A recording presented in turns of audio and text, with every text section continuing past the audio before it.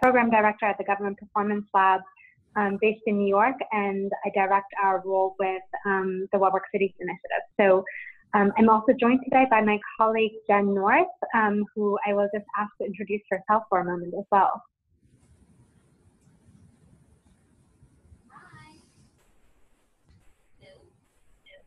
Jen? You might be on mute. I have been unmuted by the host. Thank you, Madeline. Hi, everyone. I'm Jen North. I'm an Assistant Director with the Government Performance Lab. I work with Hannah in leading our work with the What Works Cities initiative, and I'm excited to speak with you all today. Great. So thank you all for joining our office hours. We're really excited to share a little bit more about our work going forward. As Madeline was saying, the topic of this session, which describes, I think, the evolution of our role with What Works Cities, is taking results-driven contracting to scale through strategic procurement systems. If we can go to the next slide. Great. So our agenda for today is to start off by just introducing the Government Performance Lab again to anyone who has not yet met us, as well as introduce results-driven contracting. We want to reflect a little bit with you all on the lessons learned from phase one, and then describe our work with strategic procurement systems, including providing an example from our work with Google. And finally, we're leaving some time to take questions, and we're really eager to hear your reactions and how all of this would play out within your city. In the meantime, if you want to just keep track of your questions by chatting them through Zoom, we can then pick them up at the appropriate time. Great. Next slide. Good. So just diving straight into the Government Performance Lab, quick overview. So our organization has been around since 2011, and our mission is really twofold. One is that we want to accelerate progress on difficult social problems, such as homelessness, workforce development, child welfare, and criminal justice issues. And two, this is of course related, we want to improve the outcomes of core government functions. So that includes procurement, which we think is really central for a lot of things that governments do. Next slide, please.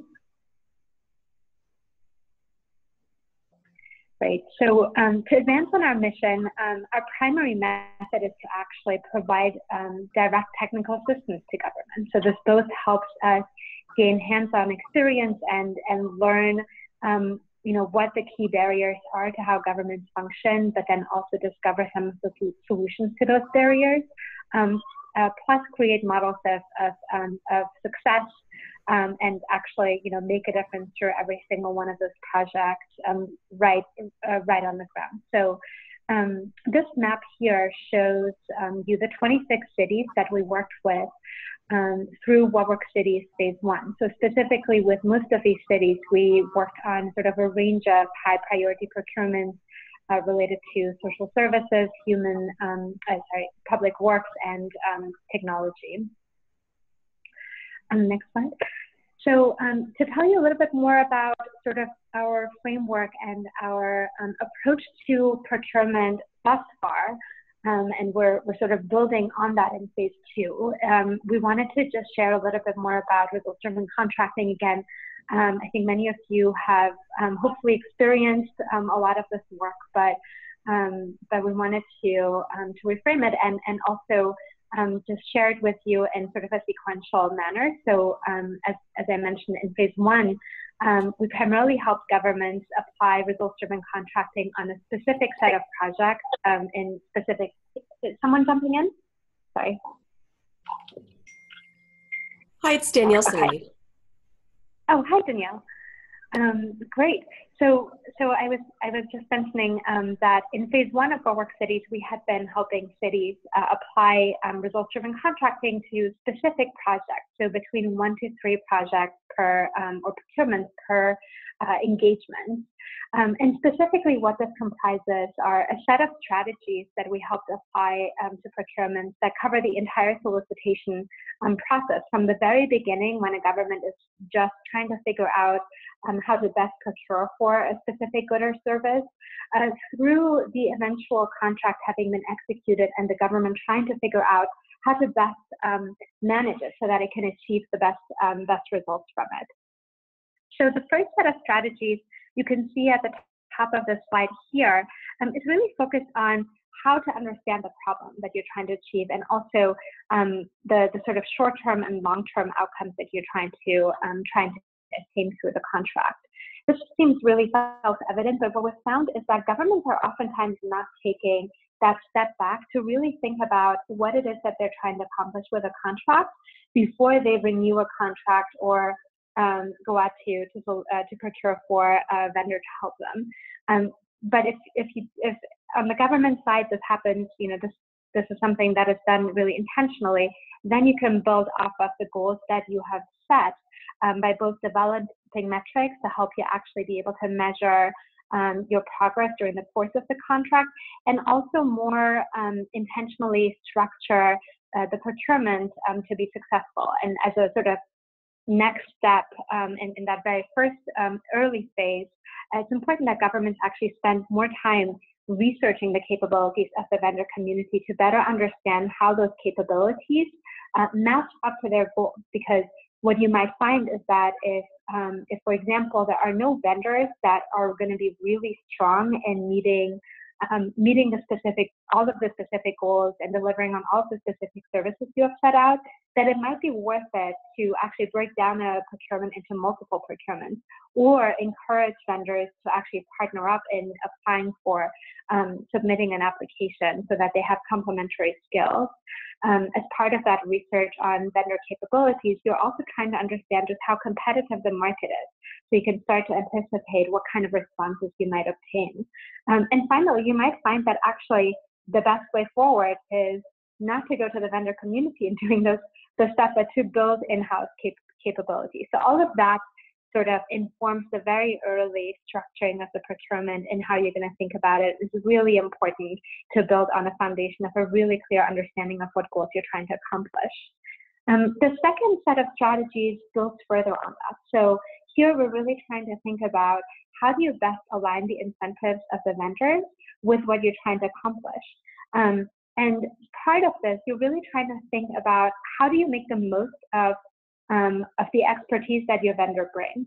And so one of the things we've seen is that governments tend to be really prescriptive with their procurements, which in turn invites vendors essentially to execute in a very compliance-oriented way on what the government has already set out as wanting to see happen step by step.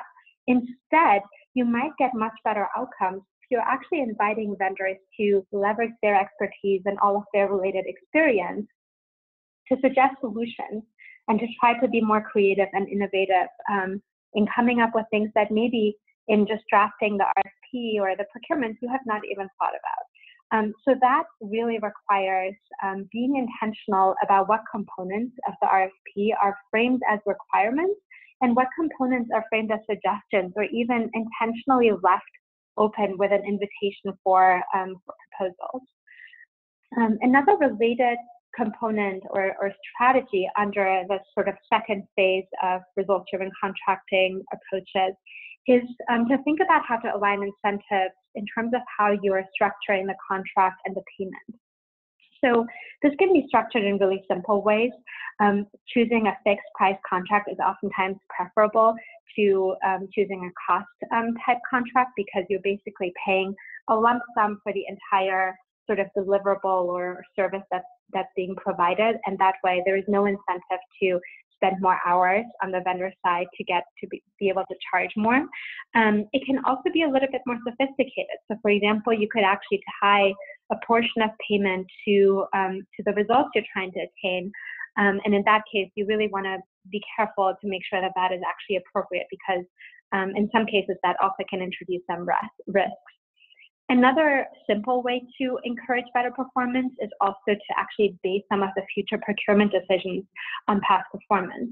By doing that, you're really signaling to the vendors that you're going to be paying attention to performance, and you're going to, their continued business with the city is going to depend on how they do this time around.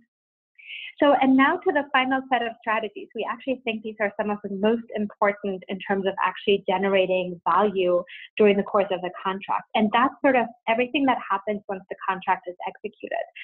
So we really, we find that if you're managing the contract in a collaborative and outcome-focused way, you can go really far in what you're accomplishing with it. And the RFP really serves as a kind of foundation to enable effective contract management, because you're oftentimes laying out expectations about how the city will interact with the vendor, any metrics that will be recorded and collected and reported, and how that will be used. So it's really important to think at this very early stage when you're just drafting the RFP or the procurement about how you're going to manage the contract and to start signaling that.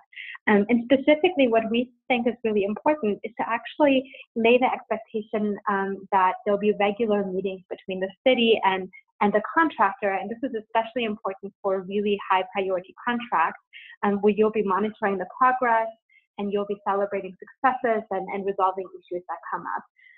What we find is that oftentimes governments don't notice or don't really pay attention to what they were able to accomplish until the very end of the contract, if at all. And by then, of course, it's too late to fix anything. And so we're trying to introduce more real-time review of performance and sort of solution-oriented collaboration. Next slide, please. Great. So before we turn to strategic procurement systems, which is again what we're focusing on in phase 2 of our work cities, we really wanted to take a moment to also reflect on what we've learned in phase 1, which in turn has led us to this more systemic approach that we're going to be adopting going forward.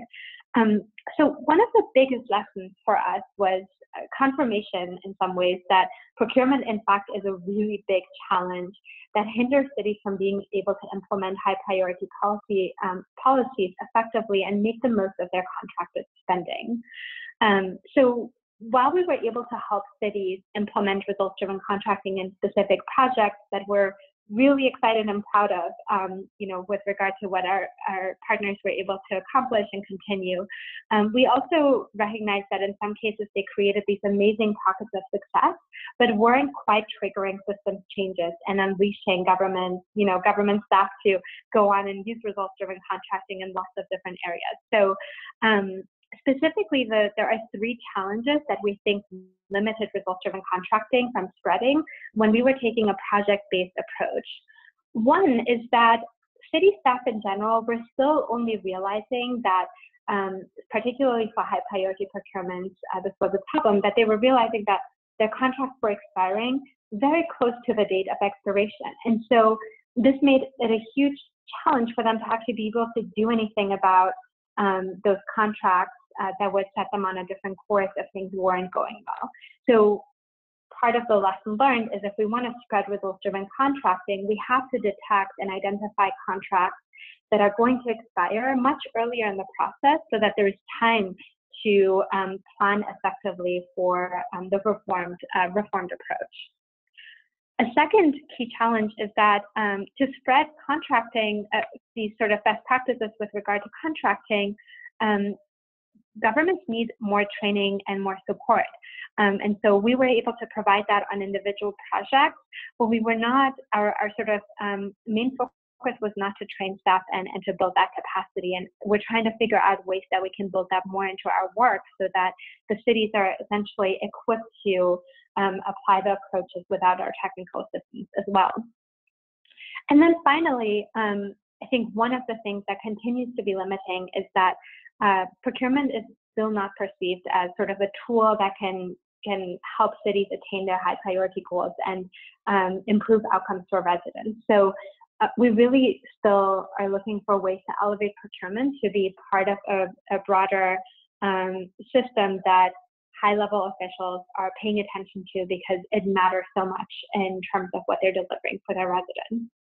So In phase two, we're again trying to address these challenges, and with the overarching goal of helping cities go beyond doing one-off model procurement to more systemically addressing and orienting procurement to be focused on outcomes. And we're going to be doing that by helping cities set up what we call strategic procurement systems. All right, I'm going to pass it on to Jen to tell you more about strategic procurement systems. Great, thanks so much, Hannah. So as Hannah mentioned, we're hoping to address these persistent contracting challenges that cities identified in phase one of our work through strategic procurement systems. So what do we mean by this term, strategic procurement system? And broadly, what we mean is that cities are first identifying their high priority procurements and then establishing the desired goals and outcomes for those high priority procurements and critically analyzing the performance of the current set of that contract to determine if they are really meeting their goals and what they can do to reorient those contracts toward performance. And so then developing recommendations to improve those high priority procurements, and then lastly, implementing those recommendations, managing the contract for performance, and assessing the performance of the entire system. And so a strategic procurement system is really this end-to-end approach to focus attention on high priority contracts and reorient them toward results. And what we really think is going to make the difference is cities not just doing this once, but doing this regularly. And we anticipate that cities will, the staff leading this strategic procurement system will meet regularly, likely every quarter, to select a new set of high priority procurements that staff will then focus on to reorient toward performance. So by implementing a strategic procurement system in this manner, we think that this kind of setup will meet some of the challenges that Hannah outlined earlier. So implementing a strategic procurement system will, of course, set up a process for regularly identifying the most important procurements to a city early in the procurement cycle. But then what will happen as a result is that the staff who work on these high priority procurements, both in drafting the procurement documents and managing the contracts for success, will really become a network within the city who are super well versed in results-driven contracts and who are generally thinking about how procurements can help them meet their departmental and their city goals. And this network will help spread results-driven contracting strategies throughout the city because we found that many of these high priority procurements, in part, often cross city departments. And so the strategic procurement system and this network of staff who are well-versed in results-driven contracting strategies can begin to create and enhance structures that departments already use to communicate with one another and collaborate effectively. And what this all adds up to is a spotlight on the role of procurement and how it can be a tool to help a city meet its goals while improving communication, accelerating timelines, increasing cost effectiveness, and ultimately improving the outcomes of the high priority contracts that are selected through the system. So, I think I hope it's clear that we're very excited about helping cities implement a strategic procurement system and the benefits that we think they could realize as a result. And so in phase 2 of the What Works Cities initiative, our technical assistance is going to include 2 kind of major components. And the first component is that we'll be helping cities design and implement strategic procurement systems, of course, given the context, constraints, and resources available in each specific city. What we think this work will entail will be, identifying roles and responsibilities for the staffers that lead the strategic procurement system, as well as the staff who are charged with implementing the results-driven contracting strategies on identified key procurements. We also imagine that this design work will include thinking about the process for how the strategic procurement system is going to work in terms of the meeting cadence and the materials and those kinds of things. Then the second major component of the work is going to be piloting the system once we've identified the structure on 3 upcoming procurements as a way to operationalize, test, and refine the system. And through the 3 pilots, we'll also be training city staff to identify contracting challenges, analyze current contracts for opportunities for improvement, and apply results-driven contracting strategies to meet those challenges. And so at the end of the targeted technical assistance period, what we really hope is that a city will have both established their strategic procurement system, but then also have 3 really great pilot projects that they can point to carry the work forward and set the stage to continue to regularly identify their most important procurements and set in motion that contract analysis and application of results-driven contracting strategies. So what would this targeted technical assistance look like? And before we get to an example of our work, to make this a bit more tangible, we wanted to walk through a variety of options for structuring a strategic procurement system, because the structure that you're going to hear about in the example from our work in Louisville, Kentucky, is really just one of probably many ways that we envision a strategic procurement system could work. Because ultimately, we really anticipate that the structure of a strategic procurement system will probably necessarily be highly tailored to your city's organizational structure in order to make it most successful. So the variety of structures that you see on the slide, the main difference between these structures is really the breadth of focus. So as we talk through these, we'll go from kind of a citywide approach all the way down to something more department specific. So the first option would be an existing central office, such as a procurement office or a budget office or an innovation office, that leads a citywide strategic procurement system. So a system that is looking at contracts across the city as a whole. And we expect that the office that is leading this system would probably get significant input from some sort of cross-departmental group. And these 2 entities together would identify high priority procurements and then work with departmental staff to implement results-driven contracting strategies, either through working groups made up of departmental staff or individuals. And then this citywide group would have high-level oversight over contract performance. And this is the structure that you're going to see an example of in a moment through our work with Louisville, Kentucky. The second option that we've laid out here on the slide is a strategic procurement system led by a cross-departmental group that focuses on procurements within those departments. So we envision that this option might be particularly useful to bring together departments that are all focused on a specific policy goal, perhaps improving infrastructure, and so all the infrastructure-oriented departments or agencies would work together on a strategic procurement system. And again, in this setup, the cross-departmental group would be the one that identifies the high priority procurements and then works with staff to implement the results-driven contracting strategies on those procurements. The third option, and again, we're further narrowing the focus here, is that a strategic procurement system that's just focused in a single department. And in that instance, departmental leadership would be responsible for identifying their most important procurements and contracts, and would designate their staff to implement results-driven contracting strategies on those selected procurements.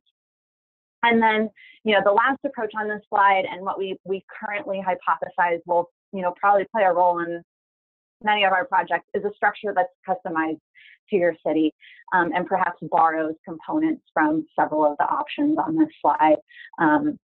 Again, the bottom line of this work is that our aim is to help cities develop a strategic procurement system that is best aligned with that specific city's organizational structure, because that's going to be the best setup for success and for sustainability in the work.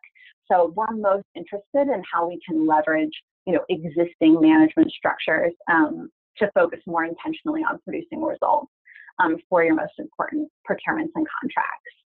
So now that we've been talking about strategic procurement systems at kind of this high level.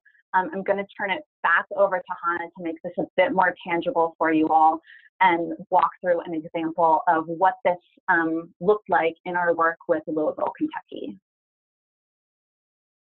Thank you, Jen. Great. So, Louisville, as Jen mentioned, was the first city that we helped in designing and adopting a strategic procurement system.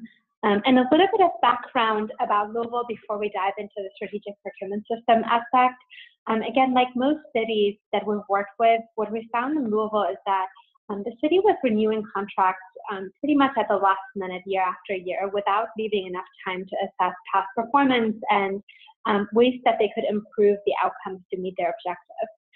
They were really eager to change that, though. And so when we started working with the city, they wanted our help in setting up a system that would help them essentially prioritize critical contracts and then find ways to apply results-driven contracting to those. So more effectively structuring, evaluating, and managing those contracts.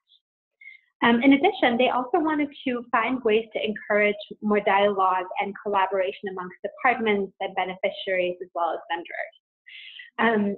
We can go on to the next slide. Thank you. Oh, yeah, perfect. So in Louisville, procurement is actually pretty decentralized. The departments typically control their procurements, and then the division of purchasing ensures that there's compliance with the contract and also manages the procurements for goods and services that are shared between departments. But the city really wanted a system that would move towards centralization so that they could better coordinate some of these activities that would allow them to apply results-driven contracting more intentionally. So what we developed with them was essentially something that is between option 1 and option 2 that you just learned about from Jen.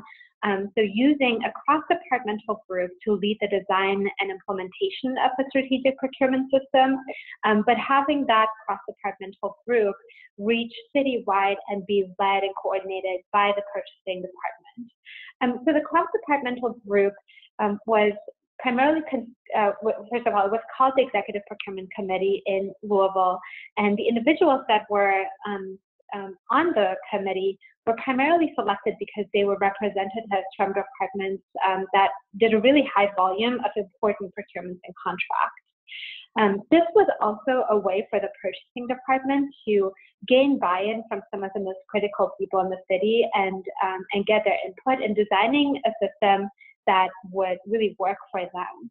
And in addition, it also, by sort of bringing in this committee of department leaders, the purchasing office also was able to solve another problem, which is lack of capacity to actually do some of the performance-oriented activities. So by bringing in department leaders, they were able to get their support and get them to staff some of their staff on, focusing on procurements and contracts specifically, which we'll discuss more in a second.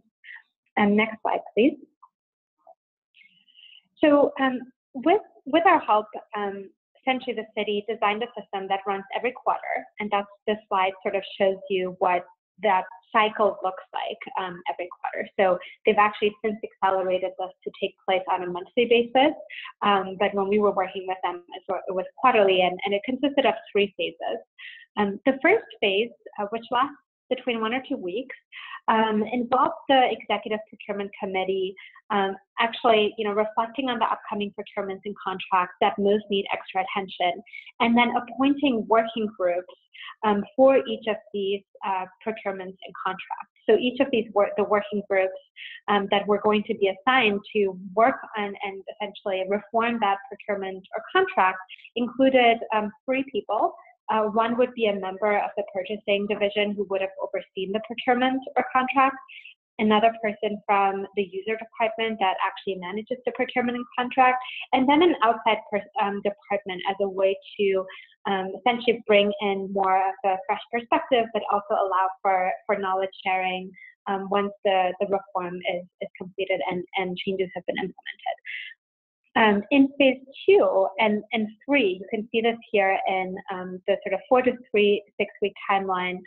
Working groups meet to assess the contract challenges, and including by actually interviewing stakeholders and reviewing the contract, talking to city staff, and then based on what they find in terms of both the challenges and what some of the goals of the city were, developing recommendations for how changes could be made to improve performance toward those. As part of the same phase, the working groups then actually come back to the Executive Procurement Committee and present the recommendations that they have developed to that committee. And what we have found too is that by having these working groups examine contract challenges, oftentimes they were able to identify systemic issues that were common across the city. So things like slow vendor payments, limiting competition because vendors didn't really want to do business with the city if they weren't going to get paid on time. And so by elevating these issues and finding them, the reoccurrence of them in different arenas, they were able to elevate them and get the Executive Procurement Committee to find ways to resolve them. And then in the sort of last phase, this is really all about implementation. And in the case of our pilot in Louisville, this took about 3 weeks. And so what happens at this stage is that the Executive Procurement Committee and the Purchasing Department review the recommendations and then help to direct implementation. So to talk about some of this a little bit more, particularly with a focus on 2 and 3, we're going to go on to the next slide, which describes what we did in our engagement with the city. So again, we helped the city design the system, but then we wanted to pilot it on 3 specific procurements. So over about a 6-week period for these 3 procurements, we both assigned working groups, got them onboarded, and then led them through a process to both coach them on how to apply results-driven contracting and have them apply those skills simultaneously on the specific procurements and contracts that were part of the pilot. So you can see this is organized, this sort of pilot was organized around 4 key meetings. There was homework and there were some interim meetings between these 4 key meetings to review progress and also to sort of give individual level feedback to each of the working groups.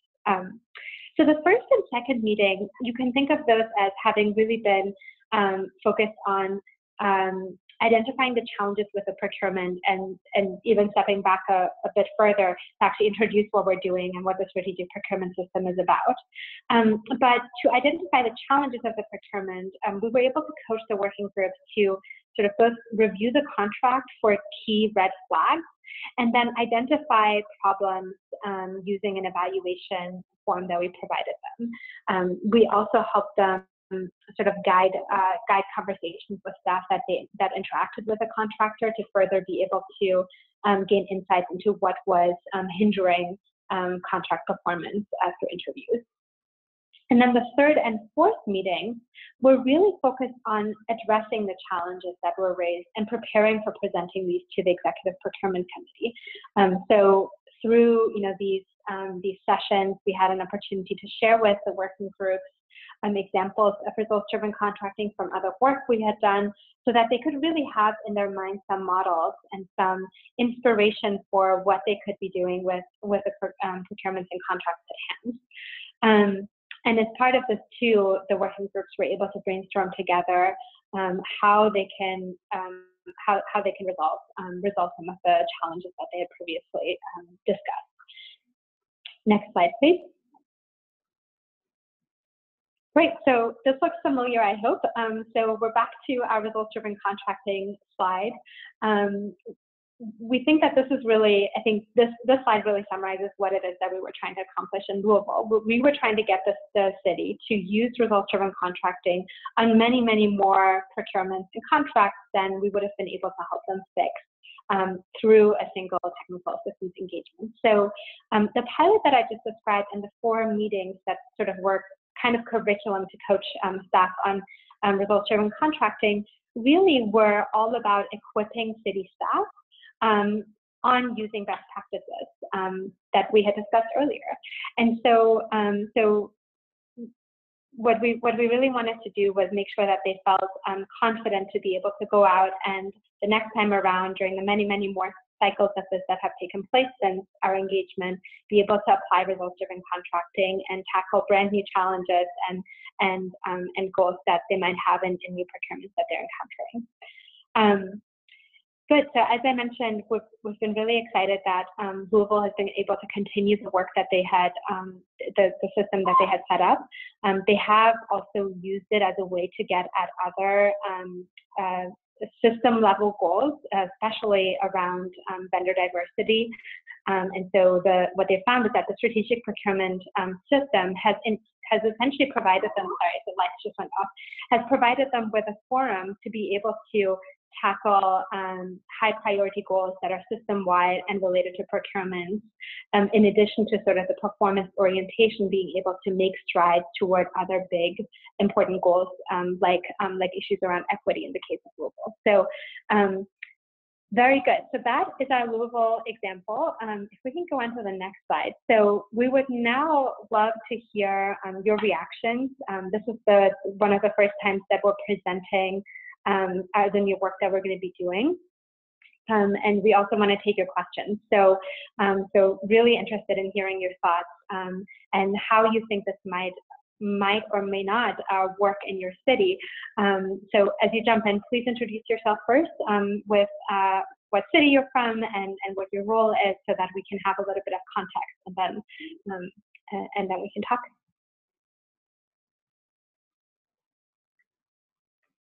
And I should note we included a whole bunch of questions in case we need to trigger the conversation. So we will draw on those and maybe even call on folks if that's all right, to get the conversation going.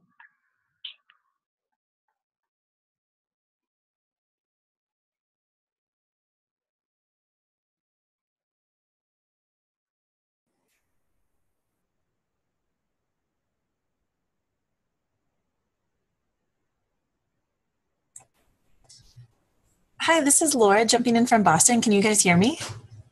Yes. Hi, Laura. Awesome. Hi. So we've been thinking about trying to do some sort of model of strategic procurement system in Boston, and hearing about the work that you've done in Louisville is really helpful. Two things that I'm wondering if folks have encountered or have thought about. One is how to avoid the perception that you are stepping on other folks' toes. How to avoid identifying a procurement for this group, how to avoid that seeming like a slap on the wrist, or a sort of a negative thing, or encroaching on someone else's territory. And I think that's, in Boston, we have really decentralized procurement, so it can particularly be an issue. And then also in how Louisville balanced the recommendations that they were coming up with for specific contracts versus the more system process recommendations, and how they were able to, make progress without getting too caught up in like huge system-wide changes, but at the same time not lose sight of those, and how that balance kind of worked. Those are great questions. So I think the first one that you raised is one that we're thinking very actively about right now, because I think you're right that not only in Boston, but in many cities, procurement is pretty decentralized. This was the case also in Louisville. However, I think there was sort of a readiness to move towards centralization that maybe doesn't exist everywhere. So I think one key thing that we're thinking about is that one option for how to structure the system is to have there be sort of this committee system, or the centralized model, where there's a really strong central party that's leading it and executing on it, and that's following up and essentially providing oversight on it. And that sounds like the kind of model that maybe wouldn't work as well in Boston, given what you're mentioning. Another way to do it is to really frame it as a kind of resource and have some centralized coordination as a way to make sure that things move forward, and that people are reminded about how they should be thinking and approaching issues, and the resources that exist for them. And in that case, maybe it's up to the departments to select what their high priority procurements and contracts are that they want more help with, rather than that central body that says, hey, we know you've got this procurement coming up. We think it's really important and would like to have more oversight over it. So having the departments actually see this as an opportunity to get more assistance, and to be able to therefore elevate their procurement in that way. I think in none of these models do we think of this as a kind of punitive or enforcement type model, but certainly I can see that it can be challenging to get people to trust that that's not what it's going to become. I want to just pause and see anyone else has comments on this from other cities or from our team that's on the call.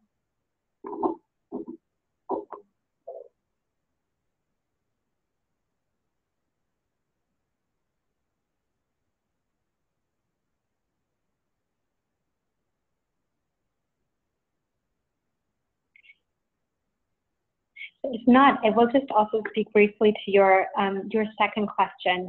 Laura, was it you wanted to know how they essentially how you can make sure that you don't get too caught up on the system level improvements at the expense of focusing on improving outcomes for individual contracts?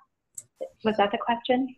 Yeah, I mean, I guess I could see it going either way. I thought it was interesting that the group set out to explicitly provide recommendations that were both contract specific and systems wide. And I was interested, I guess, whether there was any tension between pursuing both of those paths, and if so, how they balanced them. Yeah, and I think in more recent updates from the city, what we have learned is that it actually has been pretty challenging to balance those things. And so, for example, some of the system-wide goals that the city has in some, during some periods of time taken some precedence over the cycle of like identifying procurements and trying to improve them. It's all sort of started to be done through a certain lens of the system-wide improvements around vendor diversity in particular, which is really, really important in Louisville, and it's something that they're trying to more broadly address in terms of the mayor's goals around equity. So this is a really important venue or avenue for that, but they have found that it distracts from it. And so I think you're making a really good point that we have to tackle, and maybe it's about, at any point in time, prioritizing a given system-wide change, resolving it, moving on to another one, but at the same time keeping enough capacity so that 80% of this committee or whatever the structure is, the attention is on improving outcomes of individual procurements and contracts, since that's sort of the challenge that we don't have any forum or any space currently to resolve across cities.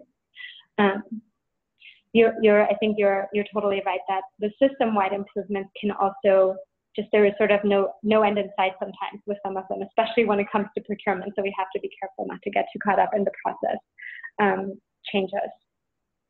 Other comments or thoughts specifically on these two questions that Laura is raising?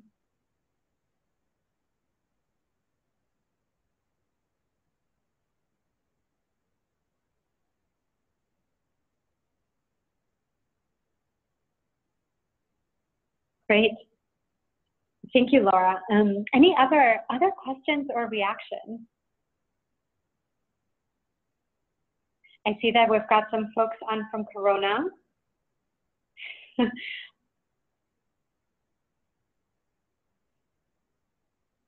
I'm curious, since with the Corona team, we had actually done some work previously, if you guys have a reaction on what like a follow-on engagement could look like, and if what we're describing here is something that you think your city would be ready for, given that we had actually worked together in phase 1.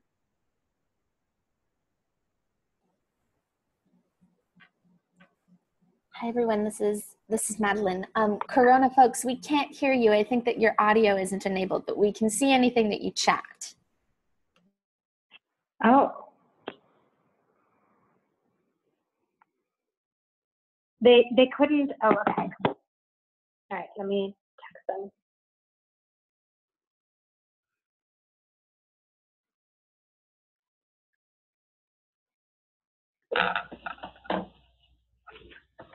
Hi there from Corona. Can you hear us now? Yes. Hi, Hannah. Hi, Jen.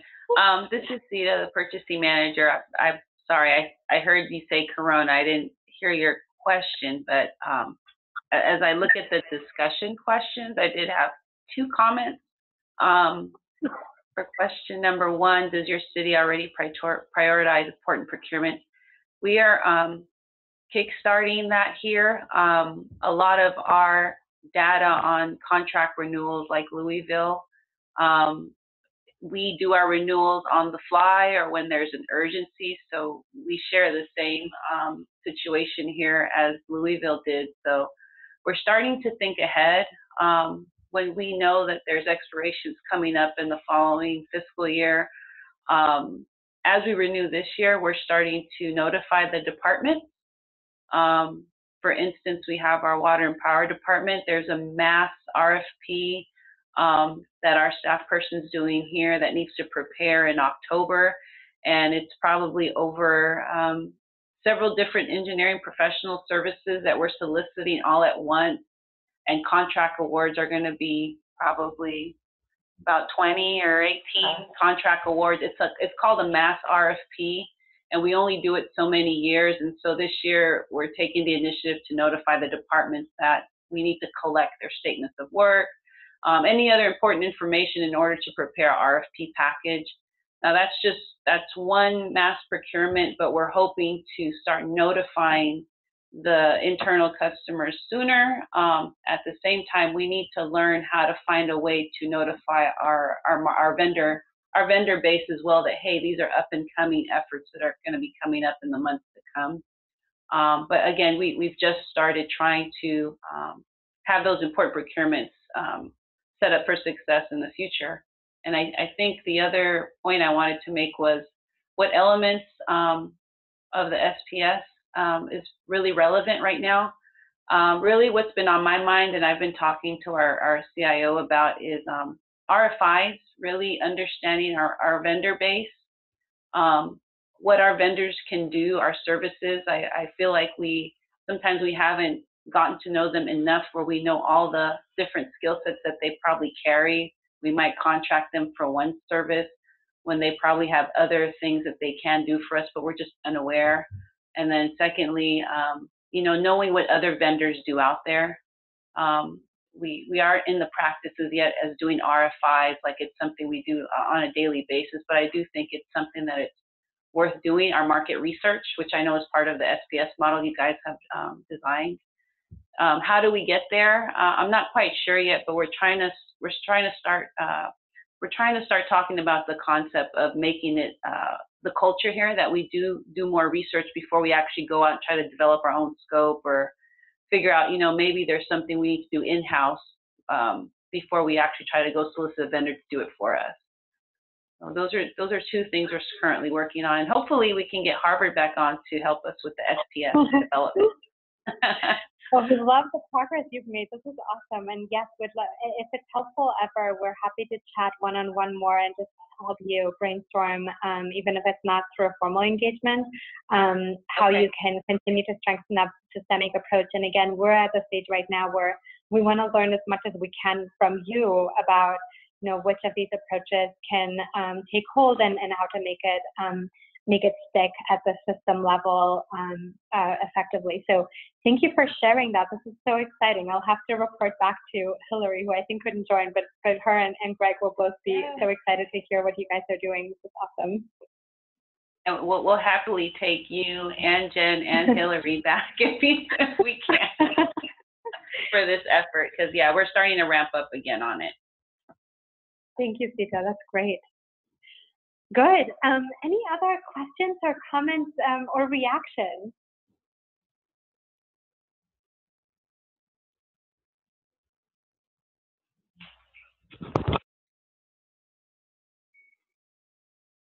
I've been told to go extra long with the silent pauses, however awkward they may be. So I'm going to just keep going for a little moment.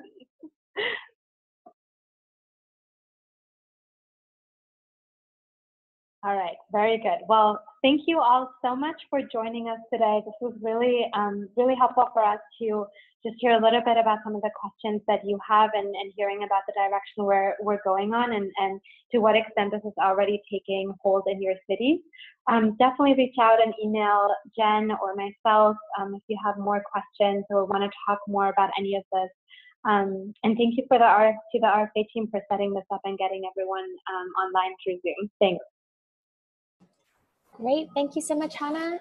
We look forward to bringing you all a lot more What Works Cities office hours and other cool opportunities in the coming months. So stay tuned for other things that we've got going on. You'll be able to catch a recording of this one tomorrow on Slack and also on our website. And yeah, a big thank you to our presenters from the Government Performance Lab. Thank you, Hannah and Jen. There's clapping in our office. You can't hear it. Bye, everyone. Bye, everyone. Thank you.